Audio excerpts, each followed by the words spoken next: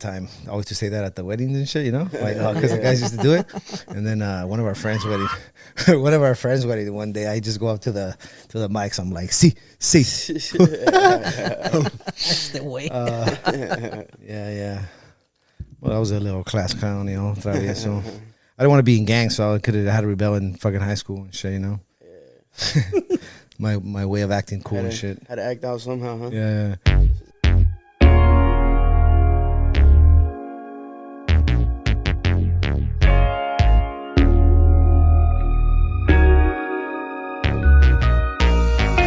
Dwell upon my whole life to where I'm standing now.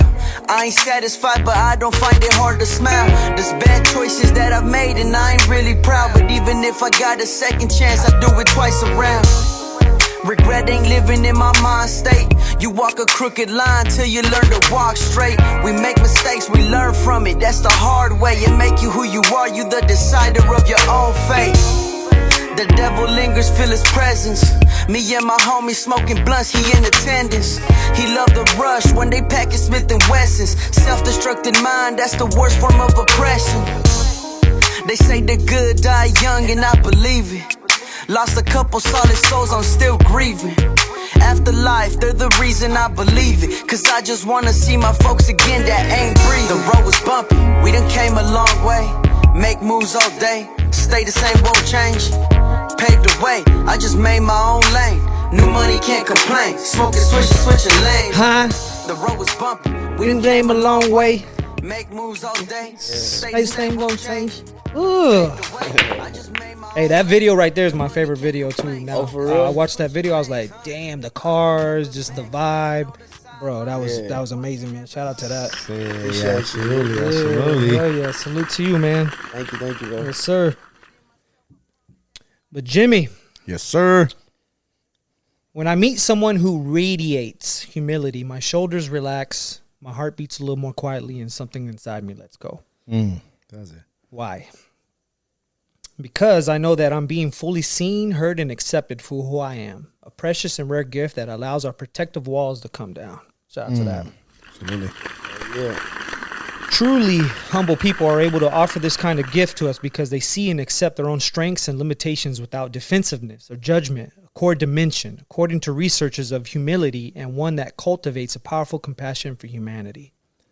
This kind of self-acceptance emerges from grounding one's worth in our intrinsic value as human beings rather than things such as six-figure salaries or the body of a movie star or climbing the corporate ladder or the number of friends on Facebook.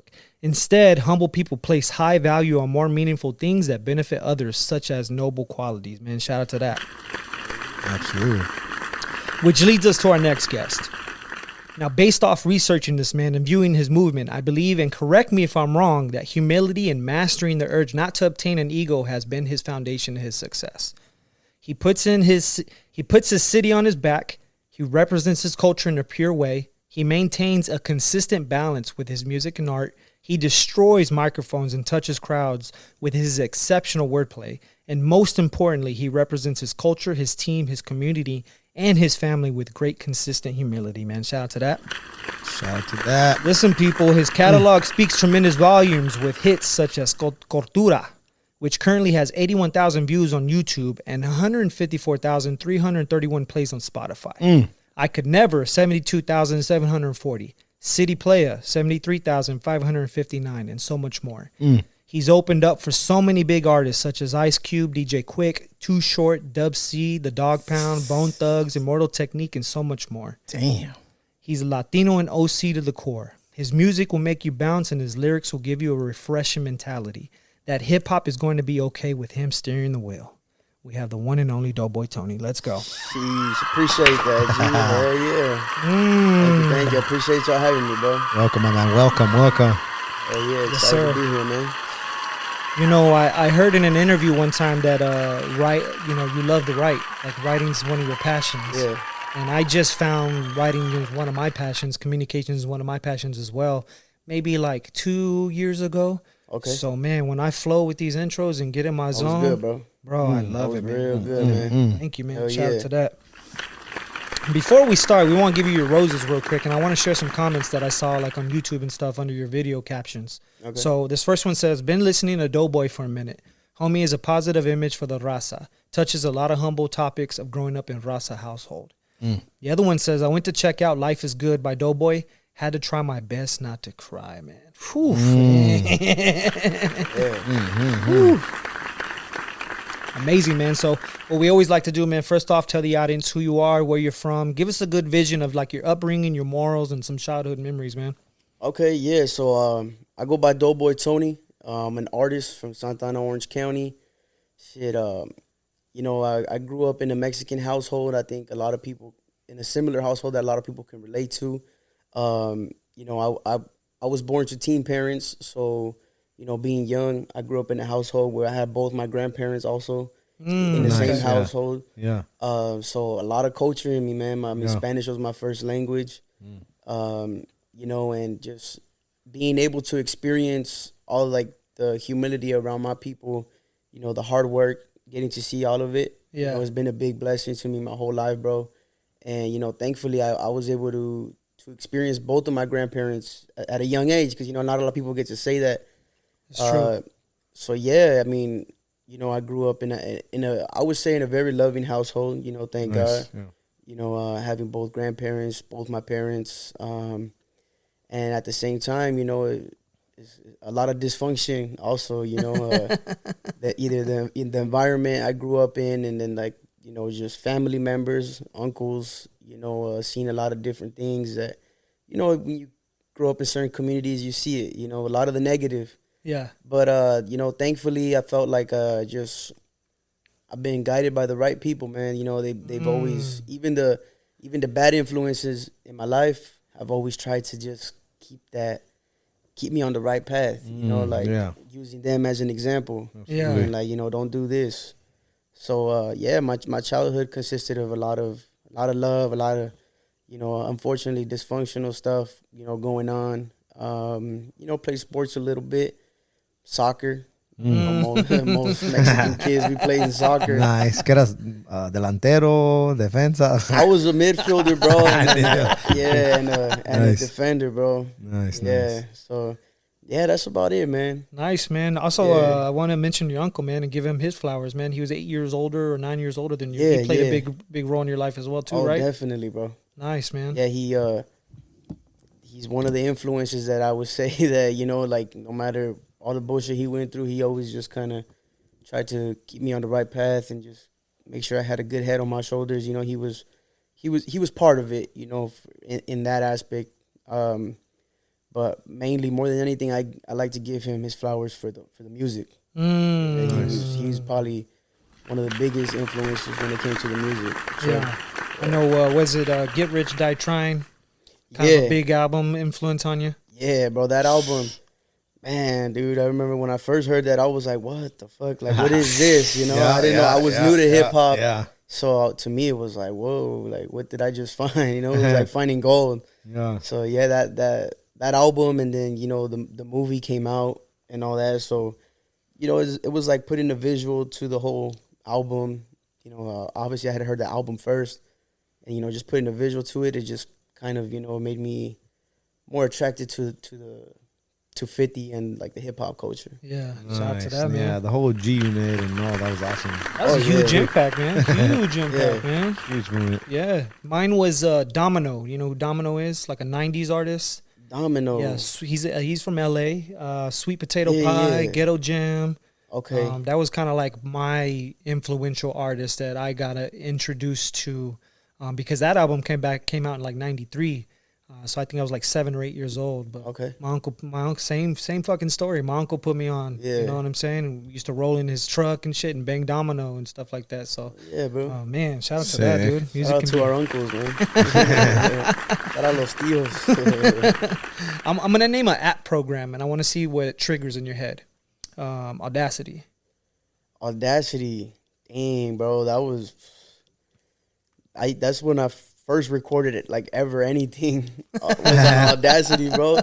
I was probably like, I want to say like 10 or 11, around that age, bro. And my grandma had a laptop, and I downloaded Audacity, and just already being a hip hop head at that point in my life, I downloaded an instrumental. It was A$AP Rocky, Purple. it was Purple Swag, I think. And and I just wrote something to it, bro, like real quick. Like I was just like, fuck it, I'm gonna just write a little rap. No mic, no nothing, bro. I did like the, like the converter, like the YouTube to MP3 converter websites. Yeah. Yeah, I just got the beat, downloaded it, put it into the program, and I didn't have a mic or nothing, so I used the laptop mic. So I just, you had to like press the button to record, and I would like just spit my little verse and then press it again to stop recording. No mix, nothing, but I would just play it to myself. I only showed one person, that was my uncle, the one that we were just talking about. Nice. Yeah. Sounded like a robot and shit because the laptop mics are fucking terrible and shit. No, yeah, it was all bad, bro. It was all bad. I want to go back to summer 2018 is when you started really taking like your artistry and music more seriously. I think you said like one of the first songs you recorded on was a Shook Ones instrumental, right? Correct. Walk us through that decision-making process and talk to us about the steps you must take, the consistency you must have, and the courage you have to put your visions and art, on beats and performances, man. Yeah. So with that, it was just kind of a weird moment in my life, bro. Like I didn't know what I was gonna do, or not even what I was gonna do, what I wanted to do. Really, because I had options. I could have stayed in school. I could have I could have just gotten a job or whatever, and just kept going to school. But I don't know. Like I've always felt like I gotta do something that I love, like passionate about. And I've always loved hip hop, and I've always loved writing. So I came across a homie's video one time. I was with one of my dad's brother. We were at a job site, bro. We were working, and he shows me a video on Facebook, and he's like, "Bro, this looks like Eddie," which is one of my homies. And my uncle knows his dad too. Like they all grew up together, same neighborhood. And I was like, "Bro, that is Eddie. Like that don't look like him. That is him." And he looked at who shared the post, and he's like, "Oh yeah, what the fuck? Like his dad shared the post, so it must be him." And that just kind of triggered it for me, bro. Like I hadn't seen that homie in a minute, cause his parents split, so his mom lived in Mobile, and his dad still lived over here in Orange County. So when we were younger, I would see him because he would come all the time. But when he got older, like high school, he was staying out there more because he was going to school out there. And then obviously, like when he graduated, he just kind of stayed out there. Right. And so I hit him up, and I found out that he would come and like stay at his pops' house here and there. So I hit him up about the music. I was like, "What the fuck? Like, you do music, bro?" And he's like, "Yeah." And I was like, "Okay." And I've always loved music, so that was just like my trigger moment. I was like, "Bro, like this homie that I've known for years, he's doing this shit. Like I could do this too." Nice.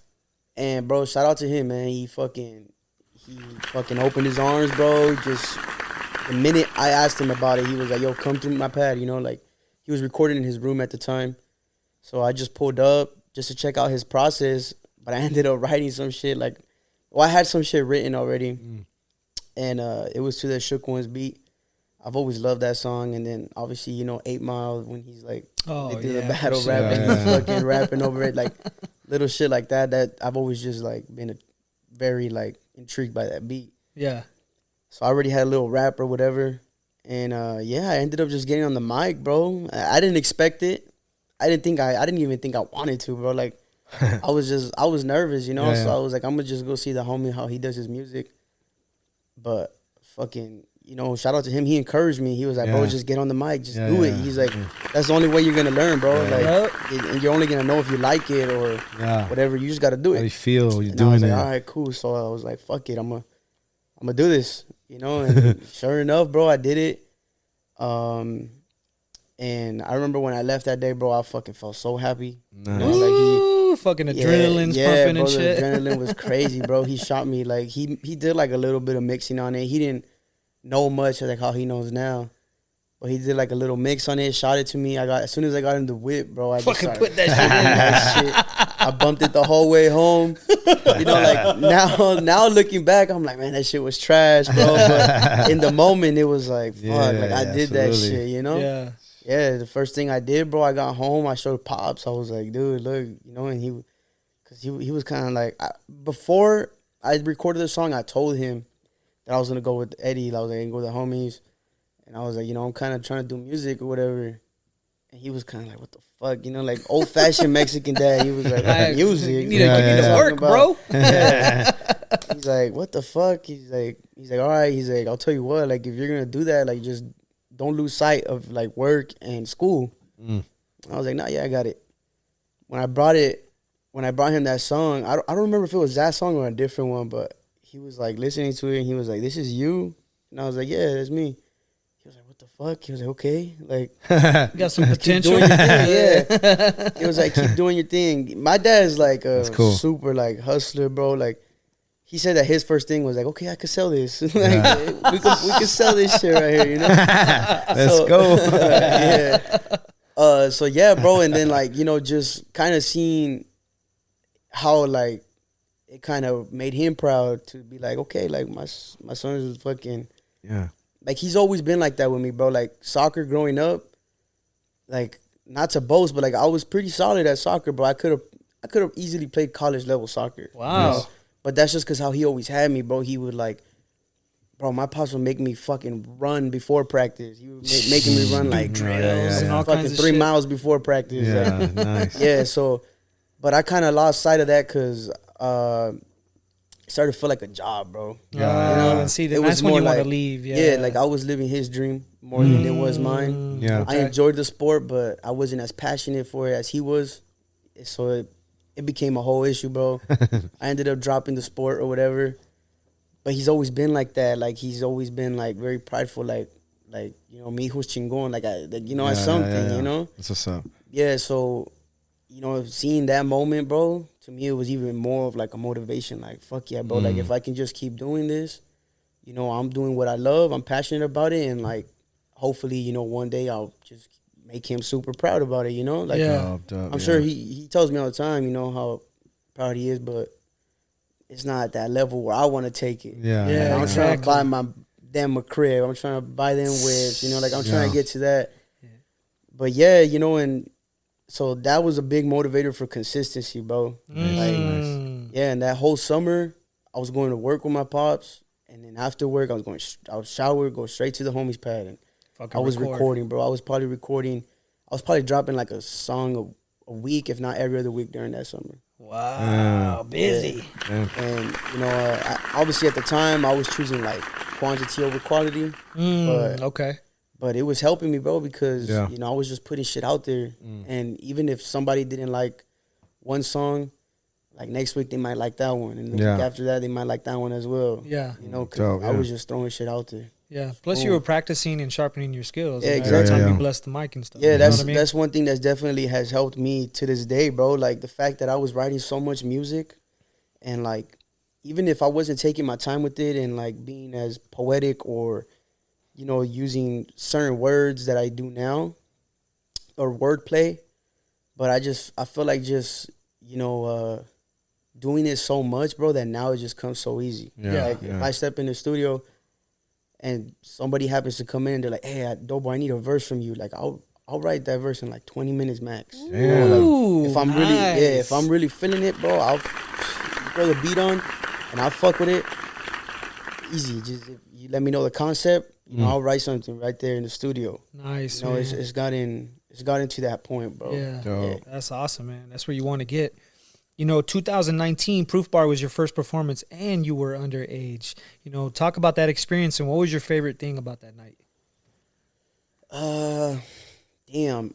So yeah, that experience was cool. It was my first time being in a bar.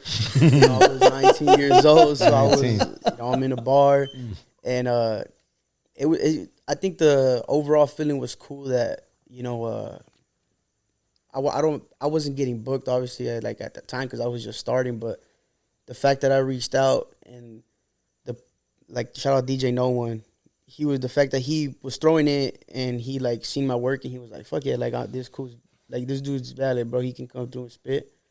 That was probably one of the better feelings of it. The fact that somebody was like come through and, you know, especially knowing that I'm underage and it could be a liability, you know, not that, you know, I was going there with that mentality, but like, you know, he was taking that risk at the end of the day because it's his night as a DJ. He's throwing the show. You know, big shout out to him. Nice.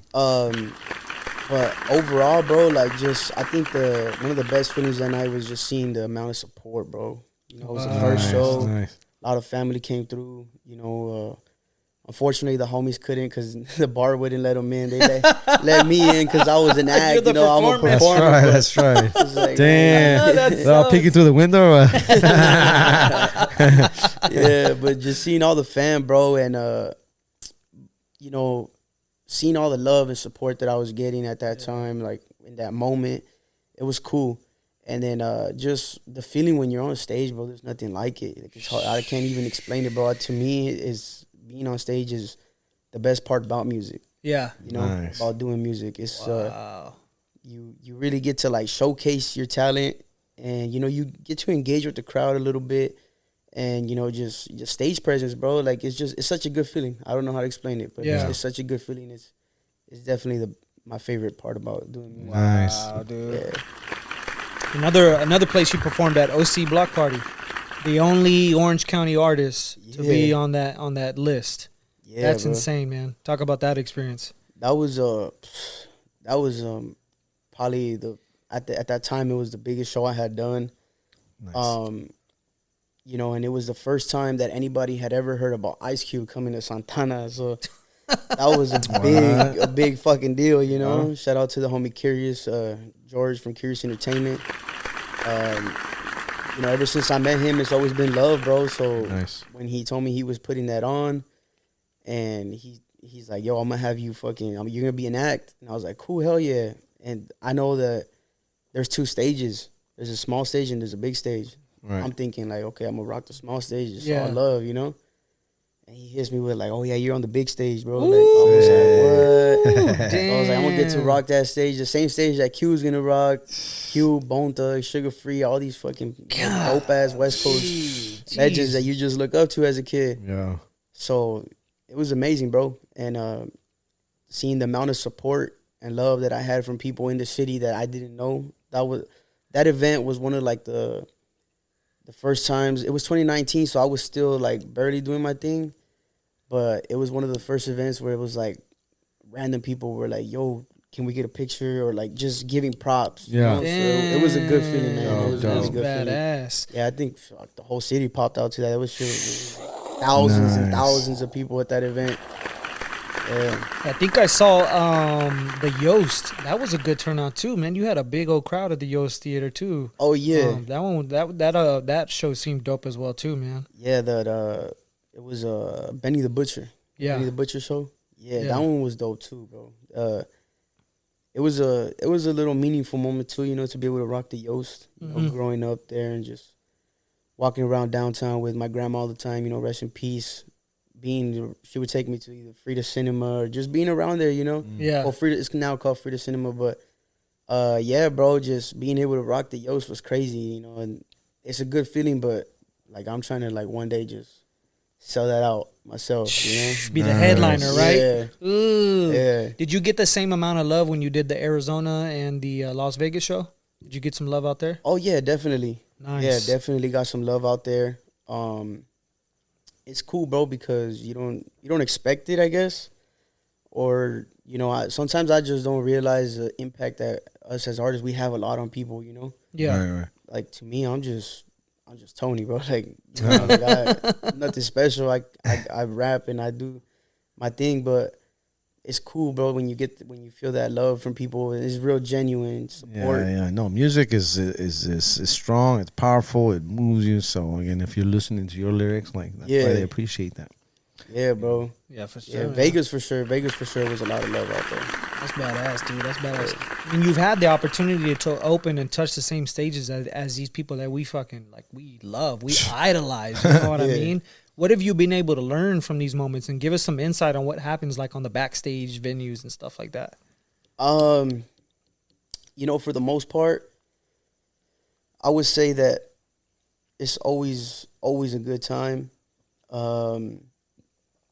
There are some people that, you know, they take their time out their day to, you know, give props and, you know, just kind of chop it up with you. Yeah. but also it's like what they say, don't meet your idols. Yeah, yeah. Oh man, I tell had, me about it. Yeah, Wow, I've had some of those moments already. Yeah. You know, so that sucks. yeah, so but other than that, it's cool. You know, it's super motivating, bro.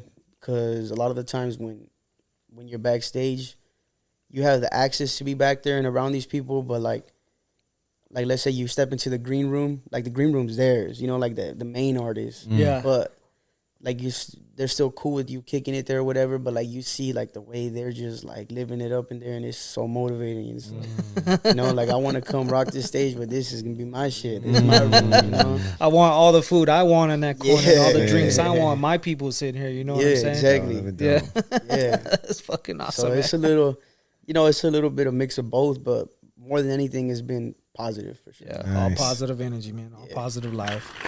You know, recognition is always refreshing and it can really help with inspiration and keeping us going. You know what I mean? Yeah. I'm sure you've had plenty of situations that have been fuel from what I've grasped, but it seems like the Psycho Realm sick jacking moment and the Immortal Technique phone call were like your pivotal moments, man, within your career. Talk about the impact of those memories. Dang, bro. I mean, fuck. It was the sick jacket one was definitely like the craziest for me because I had never communicated with him ever. Like ever. Like Immortal, I had gone back and forth with him on Instagram. You know, and he saw me through a post and he acknowledged it, you know, and he followed me and we just kind of tapped in. And so with Immortal, pretty much, you know, just from chopping it up, he asked me for my number and I gave it to him, and like in that moment he didn't call me. So I was like, okay, cool, whatever. He didn't text or nothing. And then probably like a week later, I'm in the studio, bro. It's like 10:30 or 11 p.m. It was late. It was a late session. And I get a call from a no caller ID. And I was like, what the fuck? And I wasn't even going to answer it. I was like, caller ID right now? Like, it's probably some scam or some shit. I was like, what the fuck? But then I tripped out because I was like, nah, they don't, like the scam calls be like during the morning, during the day. I was like, this is kind of weird. What if somebody's in trouble or something? It's late. Emergency. Yeah, it's late. True. So I answer it, and I'm like, hello? He's like, yo, it's Tech. And I was like, Tech? What? I was like, who's what? He's like, it's Immortal. And I was like, what the fuck? I was like, oh, shit. What's up? I just looked at everybody in the studio, and I like walked out. Because, I mean, they didn't know what was going on, but I was on the phone, and I was like, what the fuck? I just walked out the studio. And one of the homies that was with me, I told him, I was like, yo, it's fucking Tech on the phone. And he came out, and he was just listening and fucking started recording me just on the phone with him and shit. He's like, fool, we got to document this because he's going to be in your documentary one day. And I was like, hell yeah, all right, document this shit. Hell yeah. So he started recording this shit. But yeah, bro, we talked probably for like an hour, bro, an hour and a half. Wow. Just on the phone, bro. That's amazing right Yeah, there. you know, big shout outs to him. He didn't have to do that. Yeah. He didn't even know me. But he was like, bro, I fuck with your music. You know, you got a dope sound. And then he was just kind of, more than anything, we didn't even really talk about music, bro. Like, we talked about like real life shit. Damn, And that's I crazy. appreciate that from him because, dope.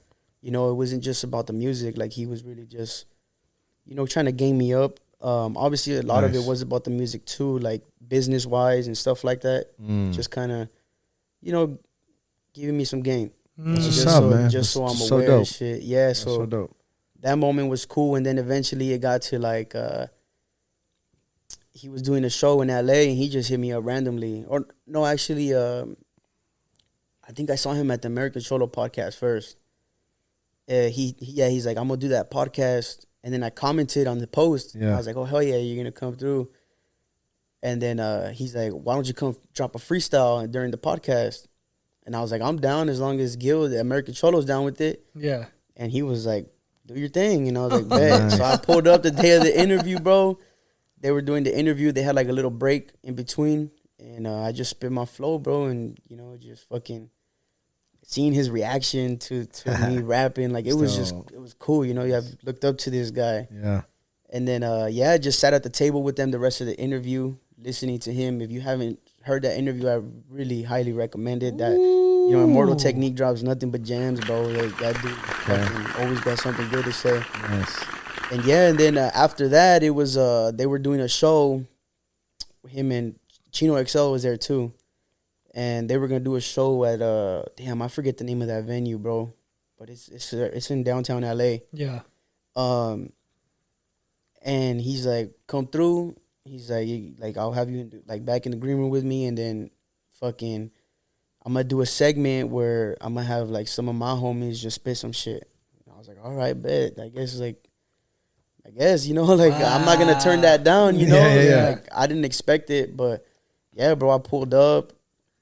He showed nothing but love. We were back there with his people, and then when it came for his time to shine, he goes and he does his thing, takes a little like 10, 15-minute break, lets me and a couple other people that were with him just kind of spit a flow. Ooh. So, you know, we got to do that for the crowd. It was fucking packed. It was sold out, bro. Oh, pivotal Sold moment out. right there. That Wow. place was sold out. Hot as fuck in there, too. Fucking super hot. Just like today, it's fucking hot in here. But yeah, bro, and that's kind of how it's been with him. You know, here and there just kind of tap in a little bit. I'm not going to say like we're like super close or we talk all the time, but, Right. you know, just the fact that he's taking some time to do stuff like that for me, it means a lot, bro. Yeah, that's so cool. Yeah. Yeah, and, you know, big shout outs to him. You know, much love to him. And the Sig Jacket one, bro, that one to me was super crazy because I had never, ever spoke to him. Like, ever. I've never, like, he's never, like, acknowledged me. You know, like, like with the Mortal, it was like he left a comment, he left a like. Right. And Yeah, then there we was started- like a road to yeah, it. and then we started chopping it up, and it came to that point where it was like, come to the interview, come to my show, you know. But with Sig Jackin', it was just random, bro. This was during the time that Jimmy Omila was getting a lot of Mexican artists to come together, rapping artists, to come together and just try to collab, you know, and like just push the movement forward. Right. So we had the first meeting. He wasn't there. So it was a bunch of different artists. And then they were going to host the second one. So we go to the second one, and it was at Abner Matis' restaurant, the boxer. It was at Abner Matis' restaurant. I forget the name, the city.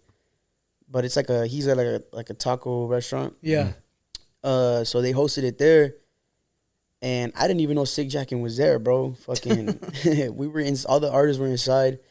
And then they're like, yo, like everybody pop out to the front. So we're going out to the front and we're talking or whatever. And I was going to go back inside with, shout out the homie Trouble Kid. He's another artist he's from Oxnard. We were going to go back inside because we were going to get something to drink.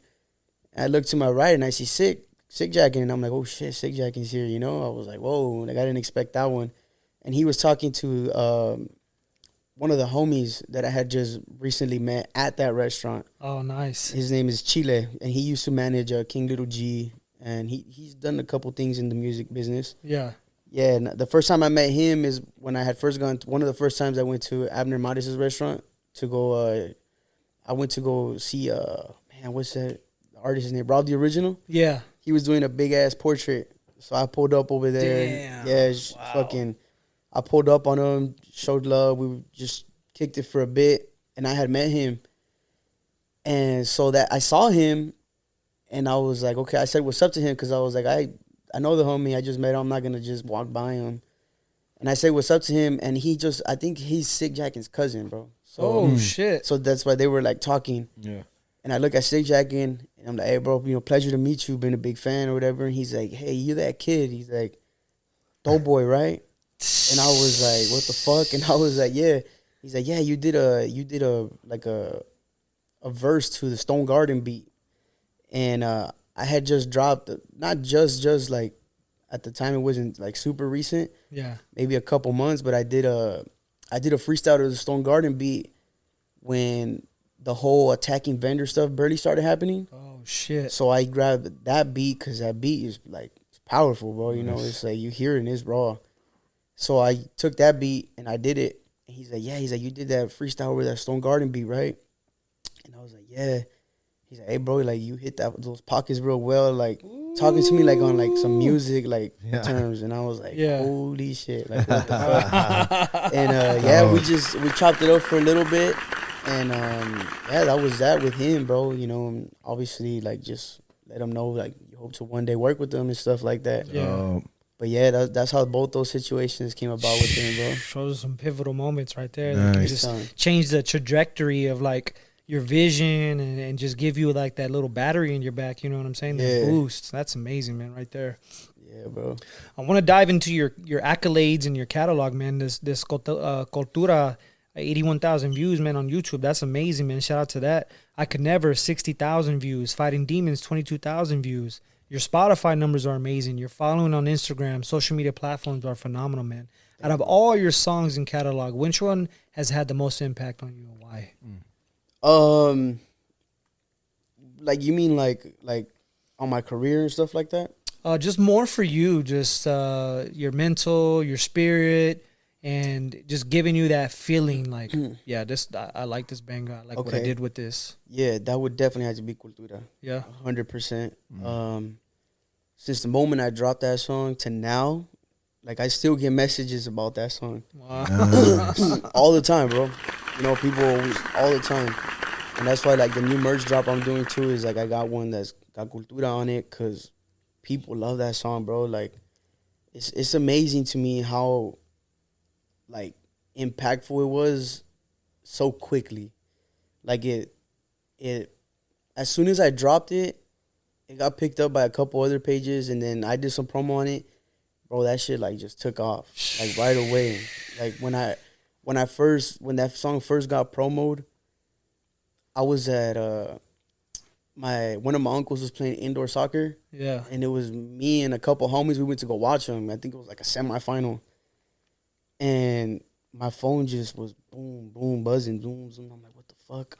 And I look at my phone, and I'm showing the homie. I'm like, bro, like look at like my following count was just like doing followed you. And I was like, what the fuck happened, you know?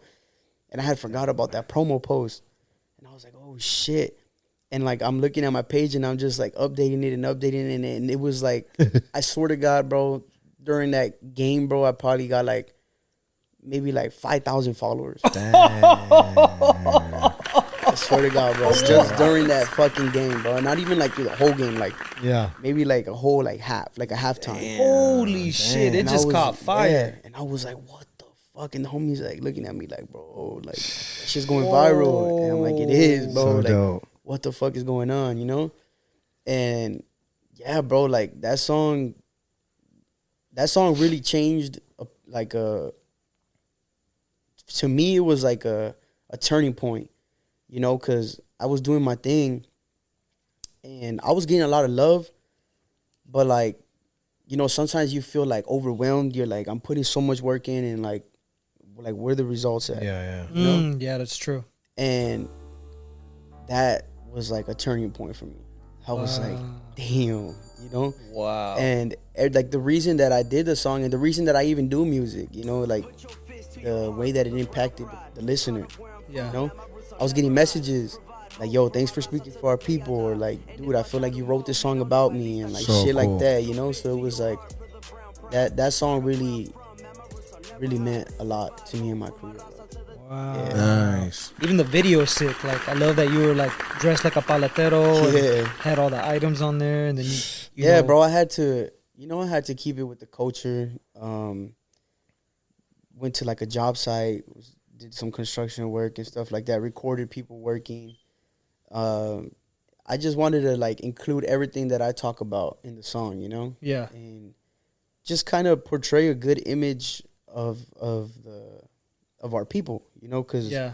a lot of times there's a negative, you know, image when it comes to our people, bro. And Definitely you hate know, it too. being able to shine the light on how hardworking we are, and you know, so the way I structured the song, the first verse is like real cultural, like, you know, going back to our ancestors, and you know, a little bit of history, you know, like talking about we were here already and shit like that, and how there was just a lot of genocide, and like when the Europeans came, like it was just fucked. It you know? was, yeah, true. Yeah, like they created a whole fucking apocalypse to our people, bro. Yep. Yeah. Exactly. So, and then the second verse, I kind of talk about being a Chicano and like being Mexican American. It's hard to fit on both sides. Yep. You know, you go to Mexico and they're like, "Ah, pocho," like Yeah, you you're know, from the shit. norte. You think you're all pinche gringo, badass. like, yeah, exactly. And like, but you try to go kick it with like some American people, like whiter people, and it's like you can't fit in. Yeah. You know, it's Yeah, hard. yeah, yeah. You know, Yeah, so exactly. Chicano, that's why Chicanos just kind of got their own lane. So I touched base on that, and then the third verse was just kind of touching base on like how like the positive, how hardworking we are, and all that stuff, you know. Yeah. And Nice. I tried to portray that in the video. In the video, I showed the little homie who gets like the pistol, because you know that's still our culture. At the end of the day, Yep. unfortunately, you know, hopefully that changes one day. But like, unfortunately, that's still part of it, you know, and because of the communities that we grow up in. But yeah, I just tried to touch base on everything, man. Yeah. Nice. Fucking phenomenal right there. Wow. Thank you, man. You know, there's an advantage to being able to versatile and adapt to any type of genre, any type of personality, any type of culture, etc. That is something you had since you were in high school. Has that helped with your creativity, your music, and the connections you've been able to make? Oh, definitely. You know, just being able to, like I said earlier, like being in the studio, bro, like if somebody wanted a verse or something, like I feel like I can adapt to so many different sounds.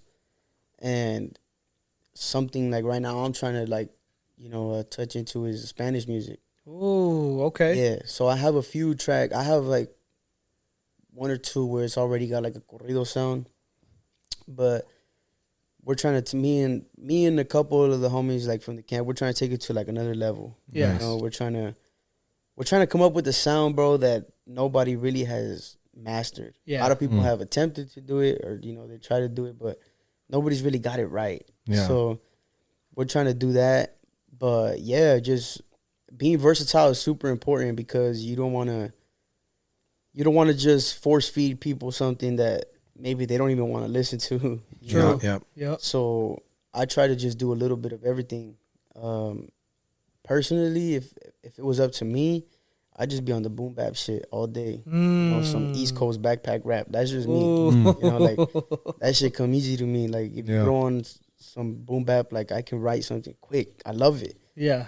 But I also love the West Coast sound, like super. Like it to me, those are the fun songs to write. Yeah. Just have fun with it. You know, Yeah. talk your shit. Those are the fun songs to write. But yeah, man, I'm trying to be able to like show that I can do it all. Yeah. You know, even trying to dab into like more of like the R&B sound, not like singing, but like, you know, like a little bit of an R&B sound, slower, like on some Drake shit. Yeah, you there you know, go. yeah, For the yeah. females and things like Yeah. that. You know, just trying to tap into everything, man. Absolutely. Yeah. Yeah, bro. Gotta be diverse. Yeah, man. You gotta, you know, that just increases your value, bro. Yeah, Oh, there yeah, you You go. know, Let's that go. just increases Definitely. your value, because I don't want anybody to just be like when they hear about Doughboy and just be like, oh yeah, like that boom bap rapper, right? Putting you Or- in a box. Yeah. Or like, oh, the West Coast rapper, or like the fucking gangster rapper, or you know, Right. you don't want to. Me personally, like I don't want to just be labeled Yeah. something. You know, like I want to just like he's a dope artist. Yeah, Yep. exactly. I do music. That's an art. I'm an artist. Yep. Yeah. Yeah. Nice. Exactly, man. Phenomenal, man. Well, Jim and I have this segment where we show the artist's pictures. So we got some Okay. pictures, and basically whatever comes to your mind, whatever triggers your brain with these pictures, just let it fly. Okay. And you don't have to show the cameras. I'll, put that in the edit and stuff. But here's the first picture right here. Oh shit. Damn, this triggers fucking a very like fond memory in my brain, bro. Fucking I remember at this park where we took this picture, my uncle, the one that I've been talking about that's like 8 years older than me, him and my other uncle, my dad's brother, they were fucking like spinning me around. Like I was a kid, bro, and I thought it was fun as fuck until the one that's 8 years apart from me fucking spinning me around and threw me. Like he just dropped me and I fucking ate shit, bro. I think I hit like a tree root. Oh, And it was like the worst thing ever, bro. And then he tried to help me up, but when he went to help me up, he poked the shit out of my eye. hombre, fucking double. So, dude, that day was all bad. I remember that vividly. Was it before or after the picture? It that was after happened? this. Oh, after Yeah, the picture. I don't okay. really remember this age right here, Yeah. but it was probably like year or two after this at that same park though. Yeah. Yeah, at the same park. Wow. I think this is right across from Garden Grove High. Yeah. Yeah. Wow. Yeah, bro. another deep one right here for you. Ooh. Yeah, hell yeah.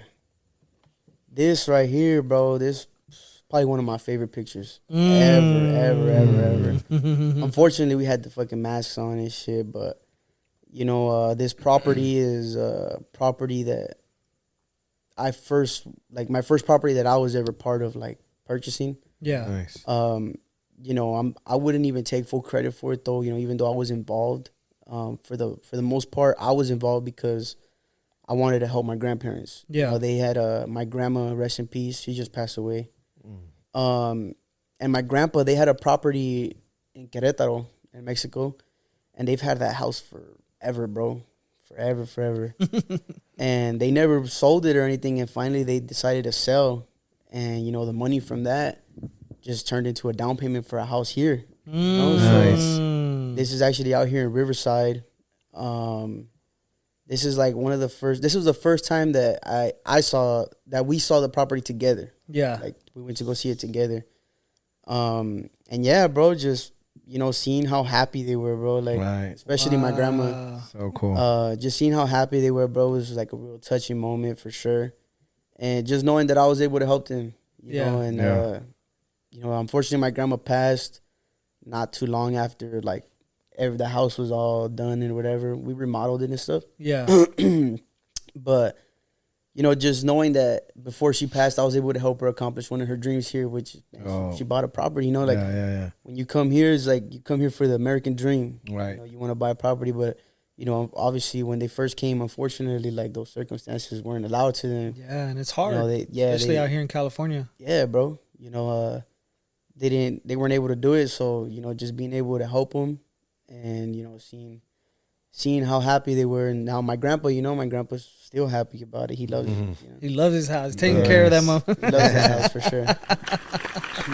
So important though to grow up with grandparents, man. I think it teaches you values of how to take care of your old people, you know. Yeah, so the important. old school values that they carry, you know, and the qualities they carry is it's insane. You know, and then if you go with them, you help them, like, groceries or walk the street, or, like, you know, when your grandpa can't walk, you help them up, you know. With grandparents it's different, bro. It's like a different kind of love. It's an unconditional love, bro. That's what I would say, because like, your parents, obviously they love you unconditionally, but, like, your mom or your dad, they're gonna be more on your ass and tell you straight up, like, this, you know. Like, I remember when my mom found out I smoked weed. Right.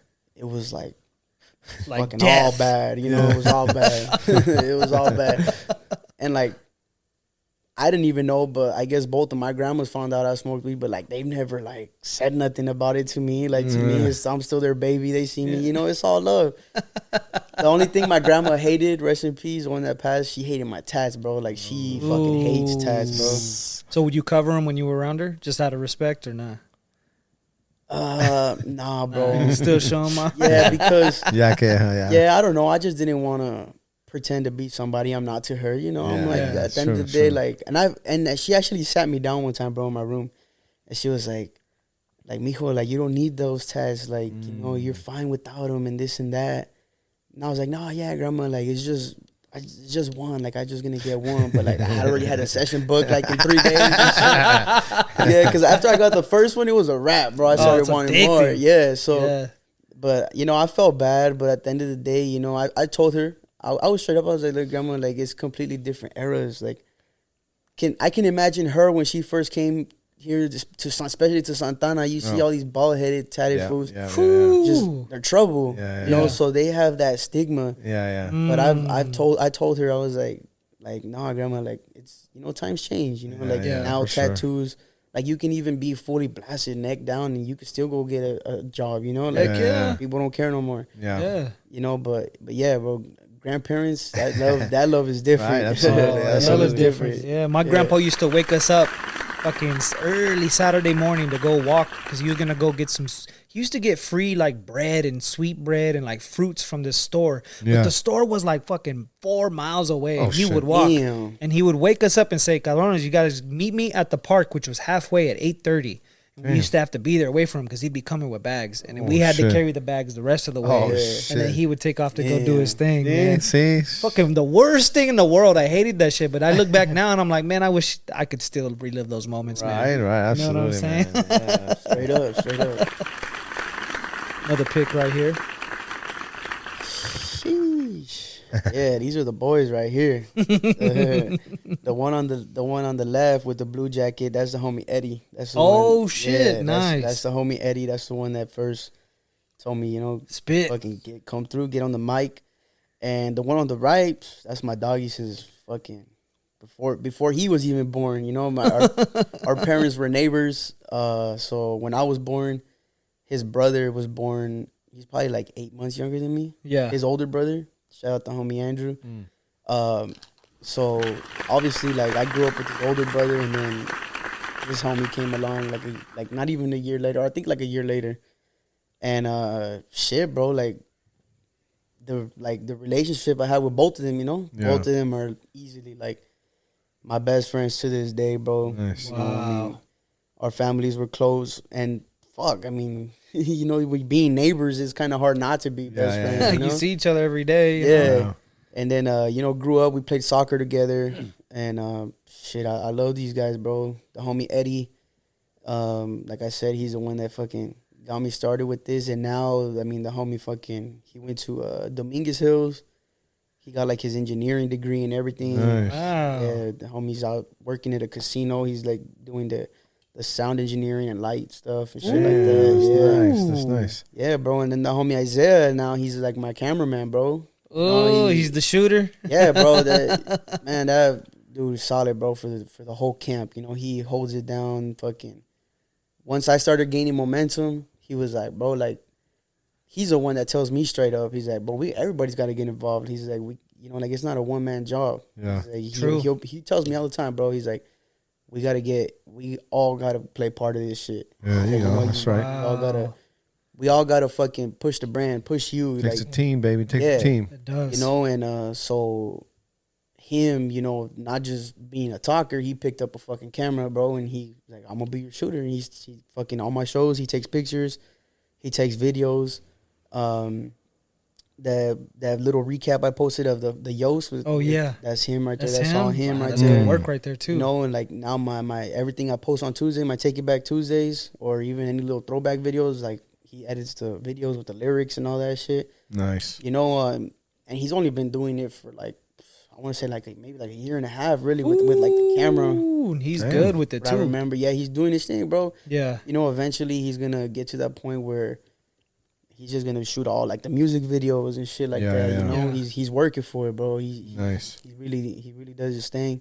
But yeah, these are my boys, bro. Like fucking since before any of us had anything going on. Pinche mocosos, Yeah, you know what I'm saying? And now it's like we all got our thing and trying to push this fucking team forward, bro. Wow. Yeah. That's two. These two go together. Okay. Ooh, yeah, hell yeah, bro. The one on the right, I remember this day, bro. Fucking, I walked in there to take a picture with the Corrupt and Daz. I was like, I just want to get a flick, And I'll probably talk about this one first because this one's more of a story. But this one was just, it was at the Malecón in Fullerton. It was a Curious event.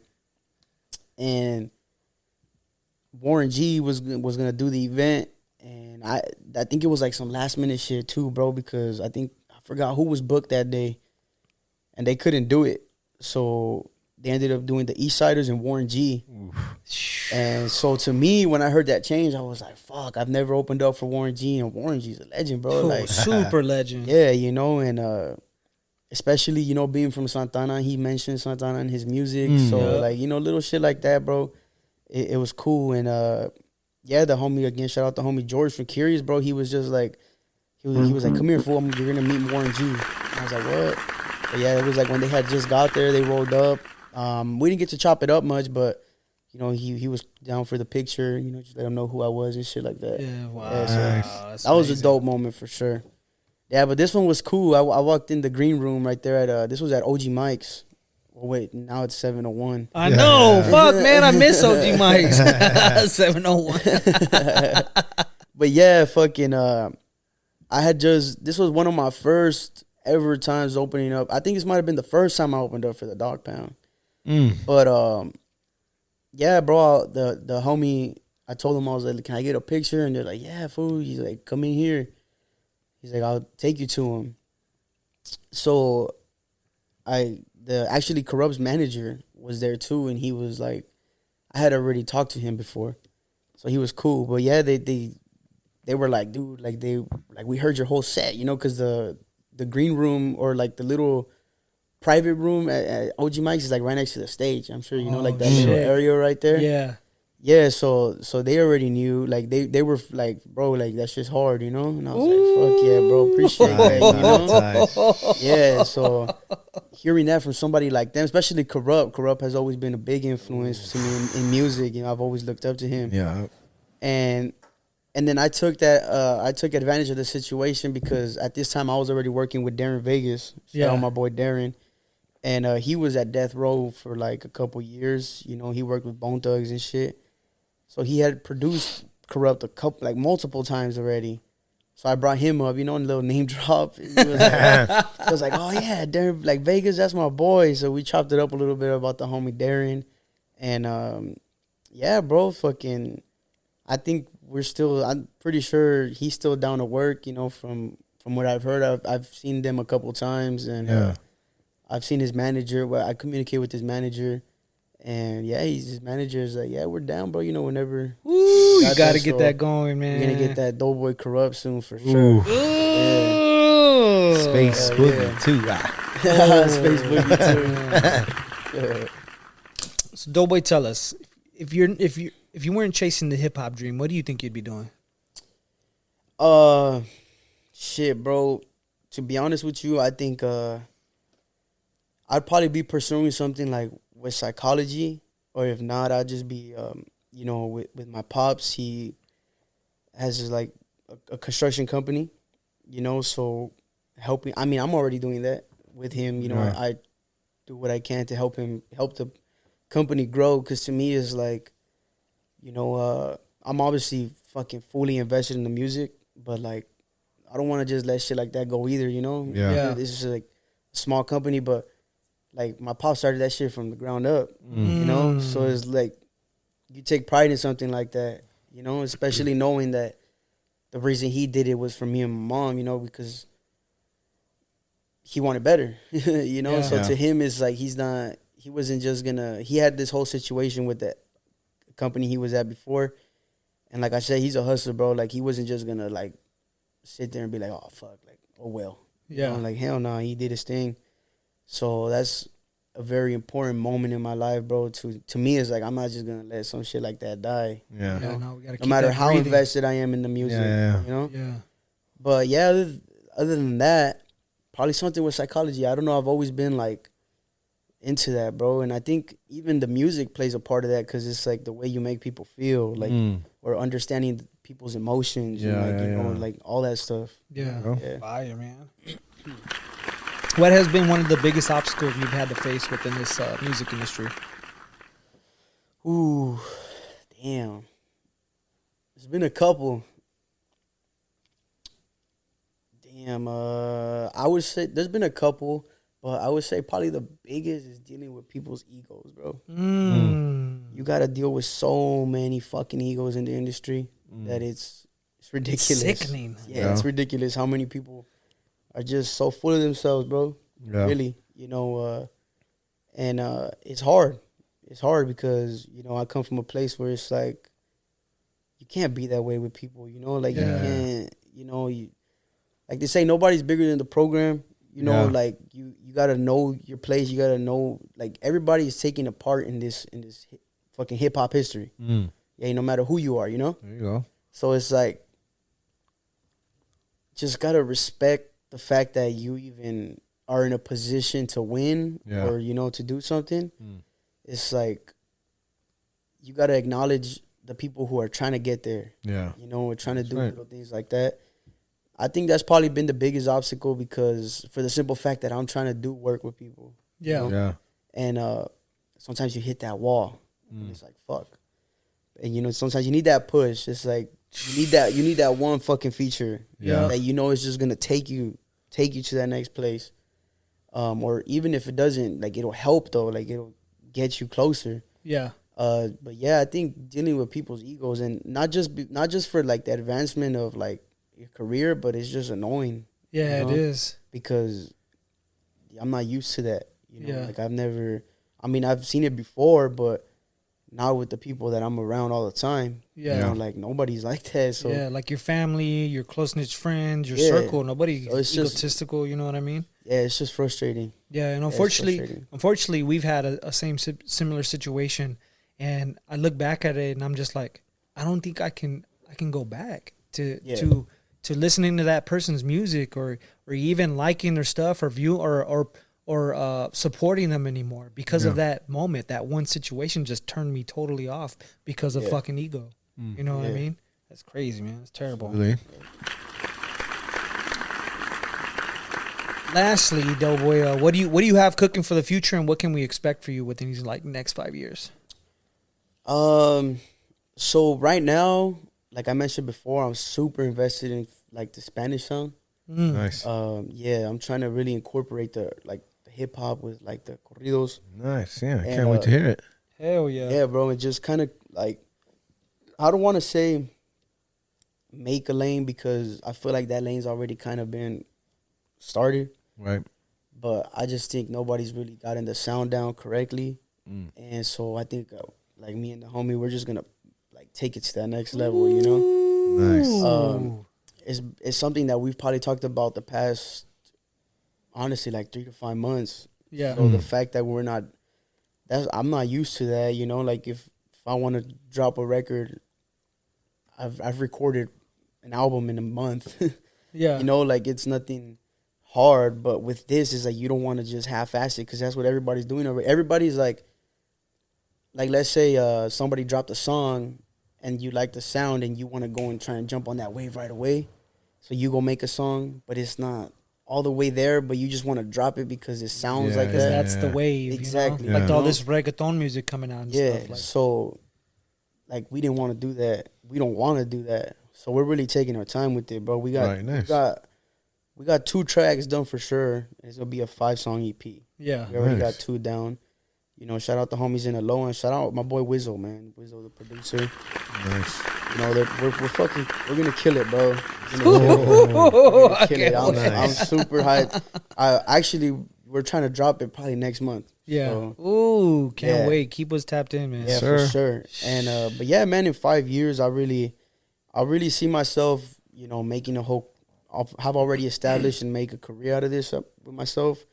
I'm not saying like worldwide Drake level shit, but you know, I think I'll get to a point as an independent artist where I could tour maybe bigger cities, in different states. You know, sell out little arenas or not arenas, sorry, like little venues, like bars or something. You know, shit like that. And you know, just I think I'll build a little cult following, bro, where it's like, you know, they're gonna support me to the core. I already have people like that. Nice. Could drop some merch and people will buy it, you know. Yeah. But yeah, that's really where I see myself, you know, as far as the music, taking it to that level, bro, where I can just focus on that if I really wanted to and just live off that, and like that's just what I do. Yeah. Nice. Beautiful. Gotta live your dreams, baby. Yep, exactly. Well, Jim's got some fun questions for you that we're gonna get to. Okay. Get the answer to the best of your ability. Yes, sir. All right, man. First question. If you came with a warning label, what would it state? A warning label. Damn. That's a good one, bro.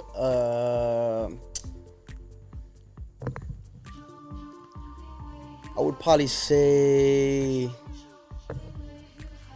I would probably have to say like warn, like something that had to do with like sarcasm, bro, or like Okay. don't take everything to heart. 'Cause I fuck around too much. Snappy. I fuck around a lot, you know. Like especially the people that like I love, you know, like the homies. Yeah. I'll be on everybody's head, bro. I fuck with everybody. Nice. Growing up, were you a Pepsi or a Coke guy? Or Coke. Coke, yeah, absolutely. Question number 3. If you were being chased by a dog, what pair of shoes would you be wearing? Sick too, the ones you're wearing. Thank you. Like, what do you mean? Like, You know, your casual shoes on the way. What are you wearing now? yeah, Some yeah, Nikes, of I'd course. probably be wearing like some Yeah, those Dunks. Travis Scott's over there. What are you wearing? Yeah. Yeah, I see. Big shoe head. Absolutely. Well, I guess to answer my next question, Nike or Adidas? Oh, Nike Probably all all day. day. Nike Absolutely. all All day. day. Yep. Well, for like right now, like casually, yeah. But when I was playing soccer, it was Adidas. Oh, okay. Adidas, There you yeah. go. There you go. They got I some feel like sick- the Nike cliques were always just like they would fuck up Too somehow or tight. something. Yeah, They're Yeah, real they were tight. way too tight. They're, Yeah, exactly. Yeah. Yeah, I Over had here, the we got a. fucking Adidas, the David Beckhams and shit, the Predators. Those were good. my shit. Or the Copa Mundiales. Nice. Yeah. Next question right here, my man. If you had an opportunity to have a message on a billboard, what would it state? An opportunity to have a message on a billboard. I think I would have to say, "Kill that fear, bro." Ooh, man, I love that one. Kill that fear. Just conquer. Just don't. Just go. Just do it. Right. Fear holds us Nice. back a lot, man. Hell yeah, it's a disease, bro. Ooh, Are you an Apple guy or an Android guy? Apple. Android. Apple. All right. I hope you didn't get the 15. I heard it's freaking heating up on people. You know what I'm saying? Not that way. Next question. Man, give me your top 5, top 3 West Coast artists. West Coast. Yeah. I guess, well, give me your top 5, just all-time artists in your, Top 5 all time. no order. yeah. Just top It's 5. too many. Yeah. Pac, Biggie, Corrupt.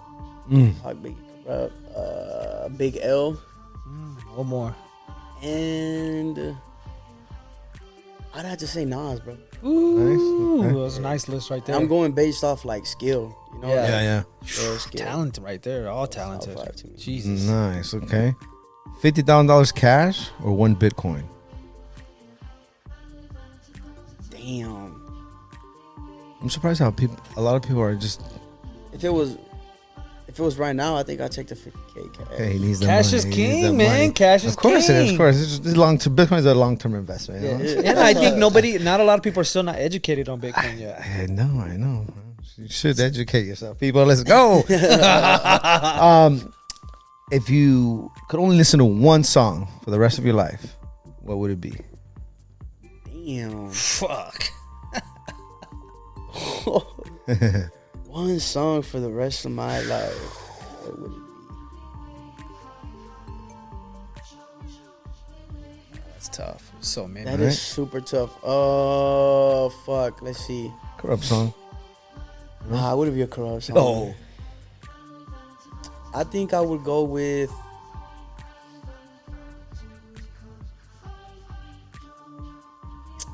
Damn, I don't know, bro. That's a hard one.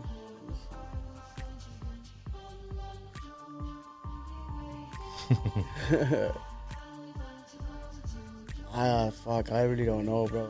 Mine would There's be like so two, many, bro. Mine would Like, be I like can't- Tupac. I get around, man. Something about that song. I just fucking love that song. I know it to the T. It gets me I was going. gonna say Love that song. Ambitious as a writer, probably. Ooh, Just because that's a tough I could one right I could there. use that song for like any like given moment. Yeah. you know, you feeling down, bump that shit, you gonna feel good. You know, like if you There you hype, go. bump There that you go. shit, you're gonna feel more hype. You know, like I don't know something about that song, but I think For sure. We'll Ambitious take as a that. writer. We'll take that. All right, last question, my man. I am Doughboy Tony, and I am. Brown and proud. Oof. Yes, we are, baby. Yes, we are, baby. Hell yeah. Appreciate that, my man. Appreciate Man, y'all, let man. that breathe. I think it is. It's still Hispanic Heritage Month, or ya se acabó? I don't know. It's It over. still is. It's year round. No, it's every day. It's September. It's a month, so September like 15th to like October 15th. So. It's every weekend where Hey, it's been feeling like that recently, bro. I feel like Mexicans are on top of the world right now, bro. Hell yeah, yeah. eating it up, man. Estamos de moda, eh? Yeah, it's cool to be Mexican right now. So Doughboy, I mean, like I told you off camera, the first time I saw you perform was at Proof Bar. Amazing vibe, amazing people. The circle around you was super strong. You could feel the energy. And then we saw you at a couple other events. and thought to bring you on, but upon researching you and listening to your music and you coming here and feeling your energy, it's so refreshing again to have somebody in Santana's corner, not only Santana but Orange County, California, representing the culture in a pure way that it's supposed to be represented. And it's amazing to see you do your thing. Salute to you, hats off to you. God bless your family. God bless your career and everything. And you're now part of the Fight for the Mic family, and we're always gonna have your back, man, and be in your corner, man. Yes, sir. Appreciate y'all, man. For sure, man. Thank you. Jimmy, you want to add anything? Man, again, we grew up with West Coast music. You know what I'm saying? So that's all we bump and we love. So again, continue to do what you do, and I hope you get to work with some of these artists that you mentioned, man. So again, because those are some of our idols too. You know, Corrupt and Daz. So much love and good luck to you, my man. Thank you, brother. Appreciate that. Exactly. Any final words? How can people follow you? Things like that. You can follow me at doughboy.tony on Instagram. Music streaming on all platforms, man. Shout out the whole camp. Shout out everybody behind me. Shout out everybody that supports me, man. It's all love. Nice, man. Any final words, Jim? That's it, man. We out. Get ready. Here, we coming hot, baby. Love, West Coast, man. Beautiful weekend. Yes, let's go. West side. Yeah.